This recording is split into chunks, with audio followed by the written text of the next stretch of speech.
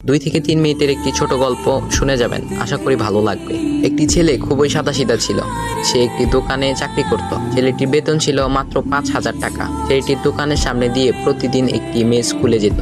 মেয়েটি প্রতিদিন বোরকা পরে যেত, কিন্তু প্রায়ই মুখটা খোলা থাকতো।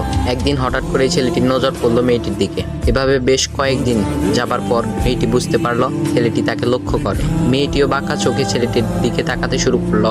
ছেলেটি মেয়ের চলাফেরা দেখে মুগ্ধ হলো।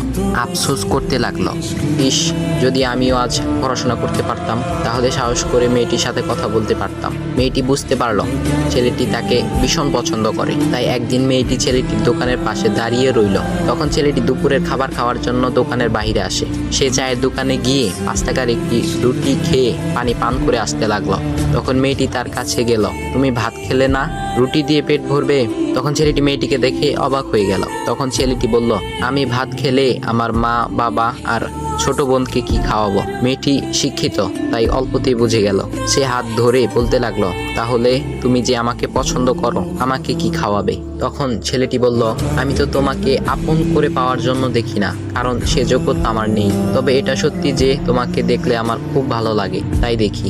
মেয়েটি ছেলেটির কথা শুনে চোখের পানি ধরে রাখতে পারলো না। সে বুঝে গেল ছেলেটির চরিত্র ও ভাবনা অনেক সুন্দর। সেদিন মেয়েটি চলে গেল।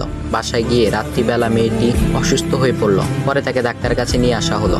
বলা হলো মেয়েটার 2টি কিডনি নষ্ট হয়ে গেছে। তখন মেয়ের বাবা ফোন করলো তার বন্ধুর ছেলেকে, যার সাথে বিয়ে দেওয়ার জন্য সে পাগল। কিন্তু মেয়েটি তার বাবার পছন্দের ছেলেকে বিয়ে করতে রাজি না, কারণ সে ছেলেটি টাকা থাকলেও কি হবে, তার চরিত্র খারাপ, সে লোভী। এদিকে মেয়েটির কোনো লোভ ছিল না। যাই হোক, হবু জামাই আসার পর তাকে সব খুলে বলল, তোমার থেকে একটি কিডনি খুলে আমার মেয়েকে দাও। তুমি তো বলছো আমার মেয়েকে তুমি অনেক ভালোবাসো, তাকে পেলে তুমি ভালো হয়ে যাবে, তাহলে আজ পরীক্ষা দাও। তখন ছেলেটি বলল, আমি আপনার রোগা মেয়েকে বিয়ে করতে পারবো না, আমার কি সুস্থ মেয়ের অভাব নাকি? এ বলে সে চলে গেল। বাবা তখন কেঁদে কেঁদে মেয়ের কাছে সব খুলে বলল। মেয়েটি বলল, বাবা তুমি কেঁদো না, একটা পথ এখনো আছে। আমাদের সামনে মোড়ে বড় একটা দোকান আছে না, তুমি সেখানে যাও। সেখানে যে তাইয়ুব নামের একটা ছেলে আছে, তাকে নিয়ে আসো, আমার কথা বলো। তখন মেয়েটির বাবা ছেলেটিকে নিয়ে আসলো।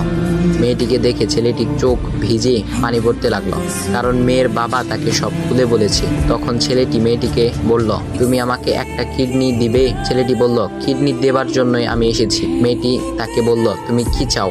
ছেলেটি বলল, তুমি সুস্থ হয়ে আমার দোকানের সামনে দিয়ে যাবে, আর দূর থেকে আমি তাকিয়ে দেখব, এই অনুমতিটুকু চাই।